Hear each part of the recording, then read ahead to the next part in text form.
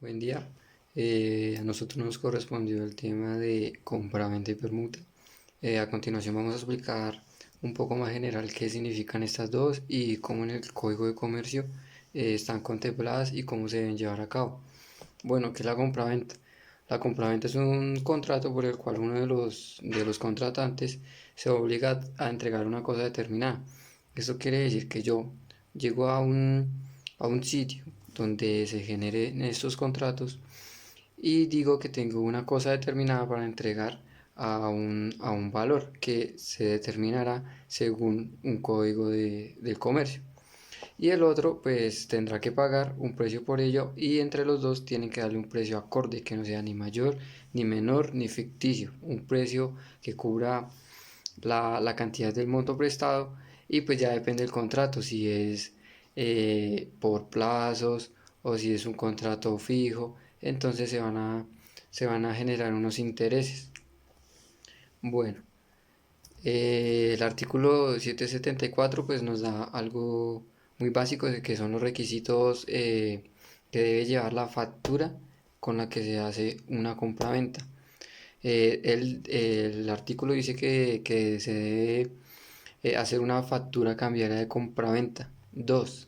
Debe tener una orden de título, o sea que se debe llevar un orden un orden en toda la facturación que lleva este negocio o este establecimiento, el con tal de que ese contrato sea único con su número de orden.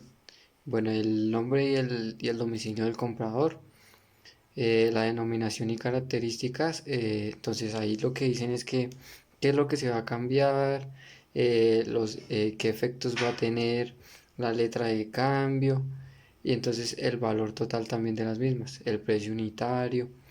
En el También debe tener cómo se entrega el producto. ¿Sí me entiendes? Si yo doy, digamos, un ejemplo, mi bicicleta a una compraventa y mi bicicleta corresponde con ciertas características y tiene ciertas características, en el contrato se debe especificar el color, digamos, qué componentes tiene, cuánto es el costo real y cuánto es el costo del empeño, por decirlo así. Bueno, un contrato de compraventa siempre tiene que ser bilateral, o sea que las dos partes estén muy de acuerdo en lo que se va a llevar en el contrato. También dice que tienen que excluirse todas estas cosas que son ilegales de vender. Entonces, digamos, en un establecimiento de compraventa no se puede, digamos, vender cosas ilegales como armas o ir a empeñar un arma, porque esto no lo prohíben. Bueno, la cosa vendida, ya después de que entra la compraventa, ya no pertenece al comprador, ya tiene un contrato bajo unos términos donde dice, y tienen un acuerdo en qué momento ese bien puede ser mueble o inmueble, pasa de una persona a la otra. Y tiene que ser verdadero, ¿cierto? Obviamente que usted diga, bueno, esta es mi bicicleta, la tengo aquí, ta, ta, ta. Listo.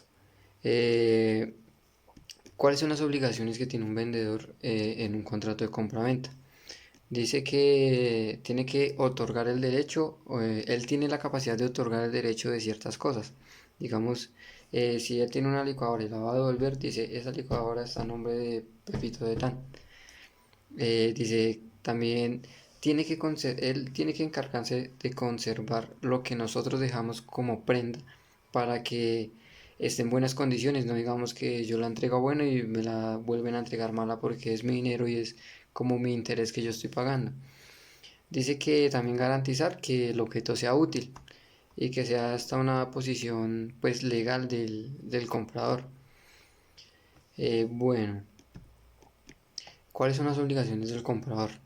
Entonces el comprador tiene que, tiene que cumplir con todo lo establecido en el contrato. De lo contrario se llevarán unas ciertas sanciones o unos ciertos acuerdos que ya estaban contemplados en el contrato, donde dice, digamos, un ejemplo, que si yo no pagué este mes, Entonces, pues suponiendo que es un contrato a varios plazos, entonces, digamos, yo no pagué este mes y tengo un interés al 5%. Entonces, si el contrato dice que si usted no paga en un mes, se le va a incrementar el interés en un 10%, más el interés del 5% del siguiente mes.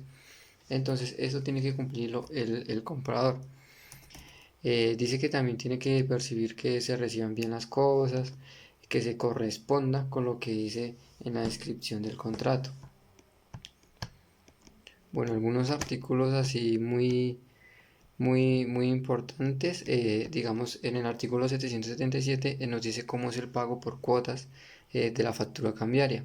Nos dice que se debe inscribir cuánto va a ser el número de cuotas que se fijan.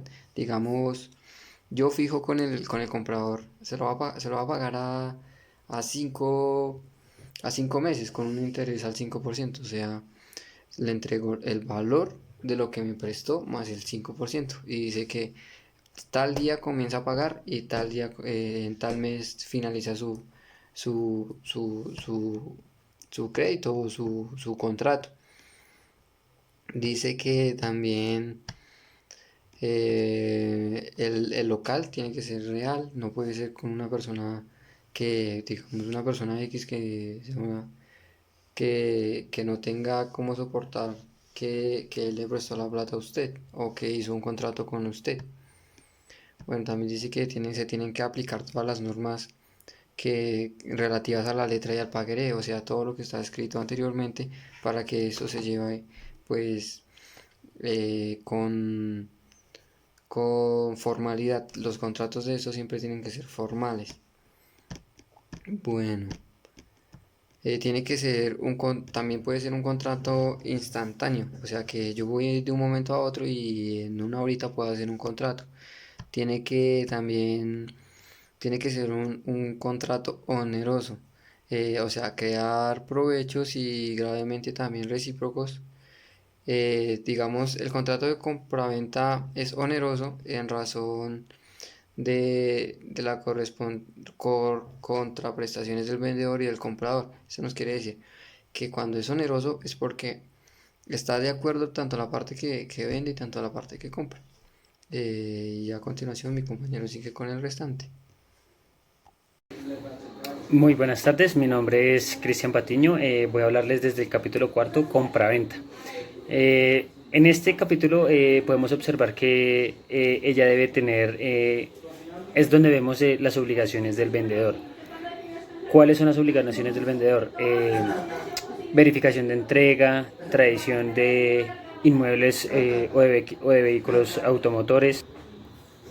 Está el plazo de la entrega, indemnización por tradición no válida, exigencia de entrega pagando o asegurando el pago.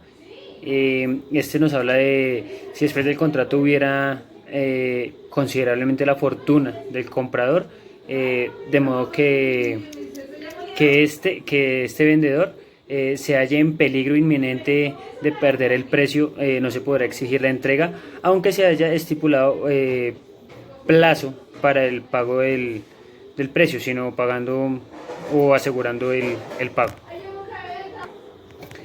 Hay, además de estas, también hay entregas parciales, obligaciones en las entregas, riesgo en pérdidas de ventas de cierto cuerpo.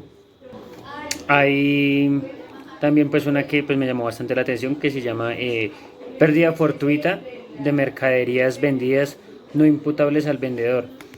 Este artículo hace referencia más que todo es si la falta de entrega procediere de la pérdida fortuita, o sea que se pierda sin explicación alguna, de las mercancías vendidas, de las que ya se vendieron, por causa o sea, por una causa en que el vendedor no tiene, no tiene como la culpa, por así llamarla, el contrato quedará resuelto de derecho y el vendedor libre de toda responsabilidad. O sea, el vendedor ahí ya se libra de toda responsabilidad respecto a que la mercancía pues se haya extraviado sin motivo alguno o que él tenga la directa responsabilidad. Tenemos también venta con garantía del buen funcionamiento. En este podemos observar que no sé, les voy a dar un ejemplo. Em, Voy a vender la máquina de coser, yo como vendedor, usted como mi comprador, está en el derecho de poder observar que la máquina funcione correctamente, que todo esté funcional.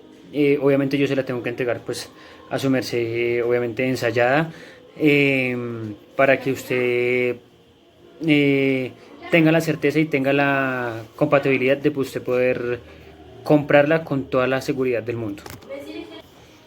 Hay otro pedacito también donde nos habla de vicios ocultos, que es el artículo 934. En este nos habla que, un ejemplo, seguimos con el ejemplo de la máquina. Yo a su merced le compro, le vendo la máquina y resulta y pasa que de primera instancia yo se la entrego a usted funcional y todo muy bien, ¿cierto? Pero su merced la llega y la instala en la casa y la va a utilizar y de pronto no le funciona el carrier del doble pegue de la máquina. Entonces esos son vicios ocultos en los cuales eso usted tiene el derecho de inmediatamente dar conocimiento al vendedor, a su vendedor, y de hacerle el respectivo reclamo. Ya dependiendo de que si el vendedor no hace como caso omiso y niega de pronto como la presunta culpabilidad respecto a la venta de este vicio oculto, eh, tendrá usted derecho a demandar al vendedor y ser usted indemnizado con el debido proceso. Tenemos otros artículos por así, como carga la prueba para el vendedor, estipulaciones referentes a los vicios ocultos, cosa que parece a consecuencia de un vicio. Está, si, un ejemplo, en este artículo que es el 937 nos llega a suceder el mismo caso de la máquina, donde llegue ella a dañarse por completo a causa del carrier que no funcionó y eso conllevó a que la máquina se dañara en su totalidad. Eh, Hay el derecho del comprador a hacer una resolución del contrato, ¿sí? Y ahí tiene que entrar a hacer como a llegar a un acuerdo con el vendedor, pues para que juntas partes queden en igual de condiciones. Y si no, si ya pues obviamente se demuestra que es por fuerza mayor o caso fortuito, que es por culpa del comprador, anularán inmediatamente la resolución del contrato. Hay otra que la podemos llamar prescripción de acciones. En esta, la acción prevista que se les leyó en los artículos 934 y 937 se prescribirá a 6 meses, contados a partir de la entrega del artículo o cosa para contrato directo. Artículo 940 nos habla de acciones por evicción, es decir, cuando el comprador, quien recibe, sigo con el mismo caso, la máquina de coser, puedo alegar como comprador y hacer como una devolución, si es contraentrega, si no es de la especie, si no es la calidad que convenimos, no estoy en la total libertad de no recibirla y y someterle la diferencia a la decisión de expertos, como se previene en el artículo 913, el inciso número 2. Capítulo quinto, obligaciones del comprador. En este comenzamos con el artículo 943, obligación al recibir, es decir, yo como comprador de la máquina de coser, combine con el vendedor de que voy a estar hoy, 2 de mayo del 2020, voy a estar en el lapso de las 5 a las 7 de la noche para recibir mi producto, la máquina de coser. Si yo no llego a estar en debido caso y llega el producto en ese lapso de tiempo, el vendedor estará en el derecho de cobrar prejuicios por mora. Artículo 944. Derecho de exigir la factura. En este caso, el comprador tiene derecho de exigir y que en la factura se le especifique todas las compras realizadas e inclusive las no realizadas o canceladas con precios y obviamente detalladas para asimismo obtención de cuando obtenga el artículo o cosa comprada. Artículo 945. Negativa a recibir y reclamos. Si el comprador se niega a recibir el artículo o la cosa vendida alegando que ella presenta defectos o vicios ignorados al momento del contrato o que dicha cosa ha sufrido con posterioridades pérdidas, averías o daños de que sea responsable el vendedor, el asunto se decidirá como lo previene en el artículo 941. Hay otras partes de pronto como demanda de restitución e indemnización de perjuicios, obligaciones de pagar el precio, obviamente el mismo artículo no lo dice, o sea, lo que se estipula es lo que se paga, obviamente por contrato, mora en el pago del precio, estipulaciones entendidas como cláusula penal, derechos del vendedor por incumplimiento del comprador. Estos derechos, en caso de incumplimiento del comprador, el vendedor tendrá derecho a una justa retribución por el uso del comprador haya hecho de la cosa o de la restitución de los frutos en proporción a la parte no pagada del precio, sin menoscabo de la correspondiente indemnización de perjuicios. Si yo le incumplo a mi vendedor y él tiene, no sé, como pérdidas, tengo que obviamente darle una indemnización, perdón, para que él pueda conllevar su pérdida. Capítulo número 6, en este habla sobre venta con plazo para el pago del precio y con reserva del dominio. Es decir, yo le puedo comprar a usted su máquina de coser, pero pues obviamente por obvias razones de pronto no tengo todo el dinero. Entonces, ¿qué se hace? Se hace un contrato legalizando las cuotas que se van a pagar quincenales o mensuales, semanales, diarias, dependiendo del tipo de contrato. Y el vendedor es quien tiene el objeto de dominio hasta el final del pago total por parte del comprador. Parte de los artículos que se ven en este capítulo es prenda de la cosa vendida, pacto de reservas del dominio, defectos de la reserva del dominio frente a terceros. Este se los voy a leer porque es un poco preciso e importante. La reserva del dominio de inmuebles solo producirá efectos en relación con terceros a partir de la fecha de inscripción del respectivo contrato en la Oficina de Registro de Instrumentos Públicos y Privados. La reserva del dominio de muebles singularizables e identificables y no fungibles solo producirá efectos en relación con terceros a partir de su inscripción en el registro mercantil correspondiente en el lugar que deban permanecer dichos bienes. Cosas que no se pueden vender con reservas de dominio, actos que requieren consentimiento del vendedor, actos que debe notificar el comprador al vendedor, actos que requieren consentimiento del vendedor, es decir, el comprador no podrá, sin el consentimiento del vendedor, cambiar el sitio u ubicación en la cosa que se ha sido obviamente ya negociada entre ambas partes. Actos que deben notificar el comprador al vendedor, prohibición al ejercer actos de disposición, garantía de repuestos y servicios en el mercado, constancia de la adquisición de la propiedad, adquisición de buena fe de bienes vendidos con reserva de dominio, subrogación de las cantidades debidas, mora en el pago de las cuotas. Esta es algo fundamental porque en el tipo de contrato que se realice, la persona, el comprador, podrá estipular la cantidad de cuotas que él puede, a las que puede pagar, ¿sí? Pero ¿qué sucede? Por X motivo la persona se demora un par de días en pagar, tiene que dejárselo claro al vendedor, es decir, a la persona que recibe el dinero o el parte de pago, eh, y que el vendedor obviamente esté de acuerdo, aceptando pues la demora en el pago.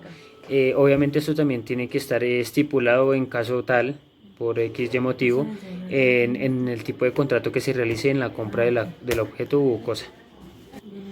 Encontramos en este capítulo pues los últimos artículos, como aumento del valor del objeto que debe ser restituido, oposición al embargo del objeto por parte del vendedor, reposición al embargo del objeto por parte del vendedor, acciones del vendedor y recuperación del objeto restituido en casos de incumplimiento, cancelación de la inscripción por pago total. Yo les voy a mencionar el tema de permuta. Entonces vamos a iniciar con el concepto básico de la permuta. Bueno, nos dice que la permuta es el contrato principal, consensual, bilateral, oneroso, conmutativo, traslativo del dominio, por el cual dos personas se obligan a transferir mutuamente el dominio de una o varias cosas, que al celebrarse pertenezcan a una de ellas. Bueno, esto nos quiere decir que digamos que es el contrato por el cual se transfiere un dominio de una propiedad, de un bien, tanto inmueble como mueble, entre los permutantes, que los permutantes pues pues son como tal las dos personas que van a celebrar el contrato de permuta como tal. Bueno, según el Código de Comercio, en una compraventa el precio consiste parte en dinero y parte en un objeto. Se entenderá como permuta si el objeto vale más que el dinero, y venta en el caso contrario. El intercambio se puede dar exitoso por el mero consentimiento entre las partes, pero existe una causa especial, y es cuando una de las cosas a intercambiar, o ambas, sean bienes raíces o derecho de sucesión hereditario, que en este caso se deberá realizar una escritura pública. Bueno, los elementos que se utilizan o que se tienen en permuta está el elemento personal, que son los permutantes. En este caso no hay comprador ni vendedor, ya que las dos personas juegan el mismo papel y están siendo igual beneficiados. Y el elemento material, que son los bienes muebles e inmuebles que se van a transferir. A continuación les voy a mencionar las características de este contrato. Este contrato es principal, subsiste por sí solo, sin necesidad de otra convención. Es conmutativo, esto quiere decir que existió previamente un común acuerdo entre las partes. Es instantáneo, de trato sucesivo. En base en este contrato se dará nacimiento a otro tipo de contratos. El contrato también es consensual, se perfecciona por el acuerdo de las voluntades, pero por excepción en solemne. Esto quiere decir que hay un consentimiento o una aceptación entre las partes. Es bilateral y recíproco. Se trata de dos obligaciones recíprocas, de las que cada una de los permutantes, en ese caso pues participan dos personas, una persona que entrega el bien para recibir otro bien de otra persona. El contrato también es oneroso, que eso quiere decir que la obligación de cada uno tiene la contraprestación en la del otro, porque pues esto quiere decir que hay un interés recíproco entre las partes, cada uno quiere obtener su bien que le corresponde. Este contrato también es traslativo de dominio. Esto nos dice que la permuta produce obligaciones, no transmite por sí misma la propiedad.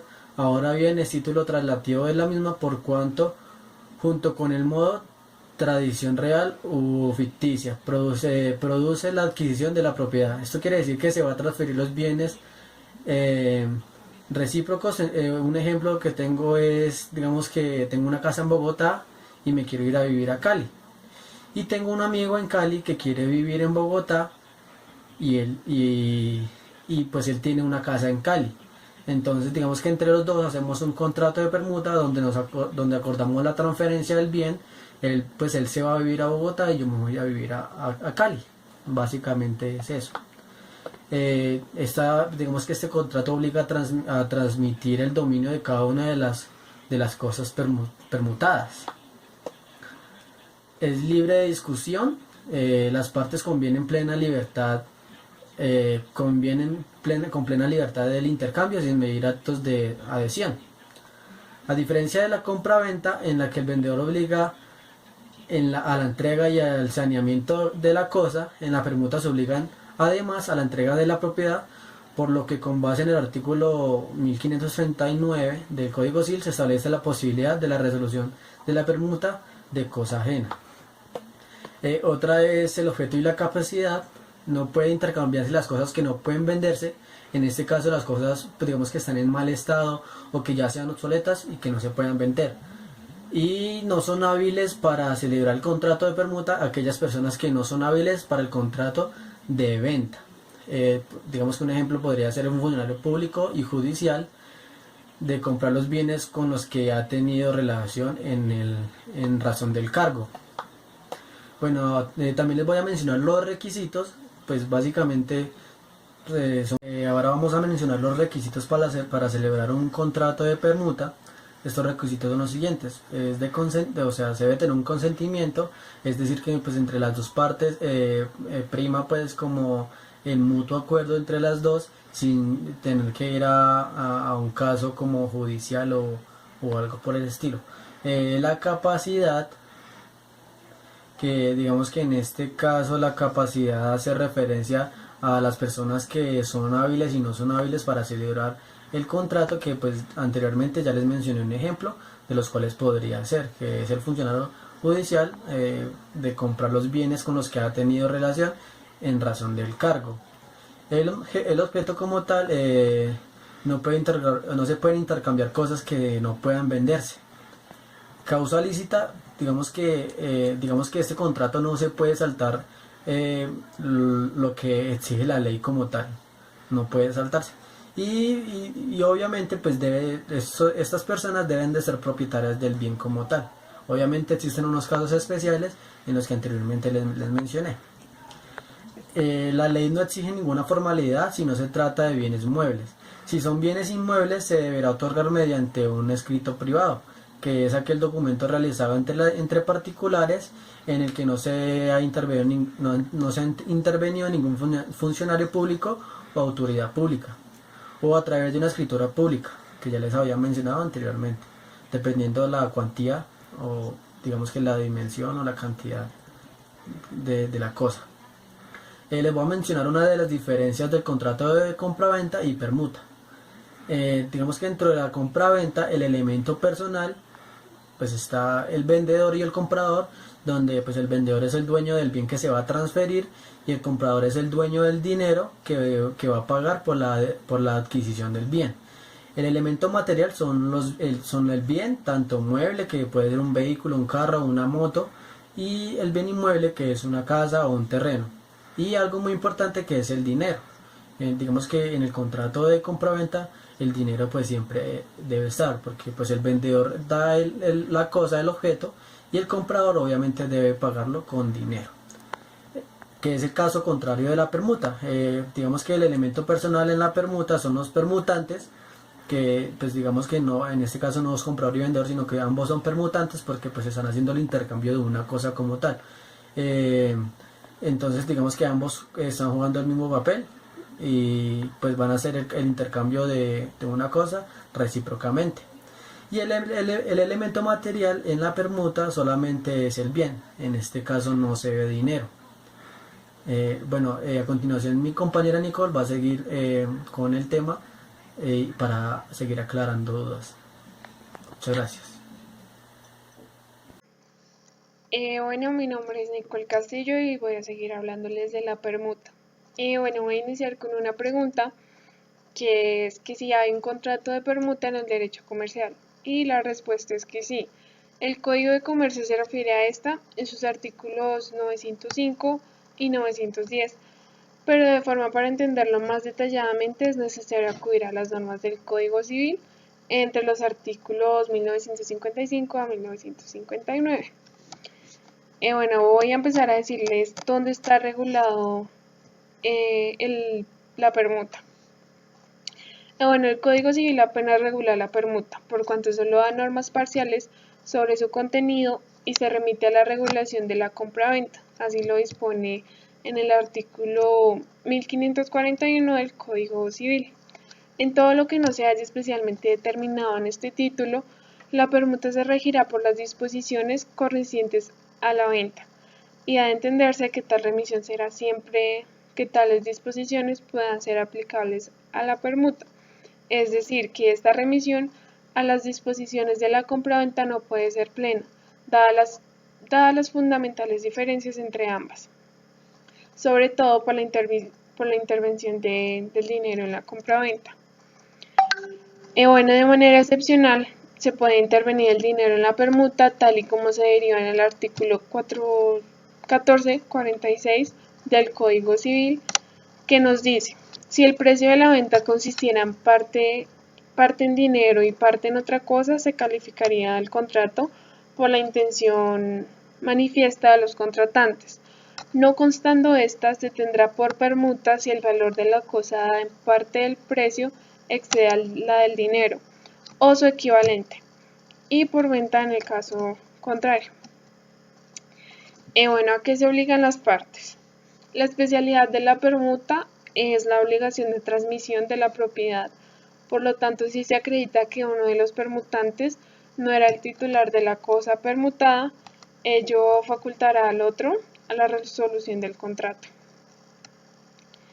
La segunda especialidad es la referida al saneamiento por evisión y a tal efecto, que nos dice el artículo 1540 que nos dice: el que pierda por evisión la cosa recibida en permuta podrá optar por entre recuperar lo que dio a cambio o reclamar la indemnización de daños y perjuicios, pero solo podrá usar el derecho a recuperar la cosa que él entregó mientras ésta subsista en el poder del otro permutante y sin perjuicio de los derechos adquiridos entre tanto sobre ella con buena fe y por un tercero.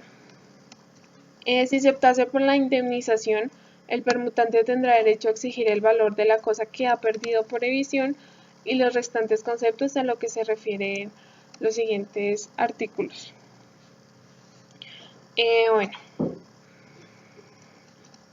La permuta, también a pesar de su arcaísmo, incluso de su frecuencia en épocas de pernuria, y pernuria vamos a entender por falta o privación de las cosas más necesarias para vivir. En la actualidad puede entenderse que se ha producido un renacimiento a través de los intercambios por internet. Para tener en cuenta de la permuta, hay que recordar que a través del contrato de permuta, cada uno de los contratantes se obliga a entregar una cosa para recibir otra a cambio.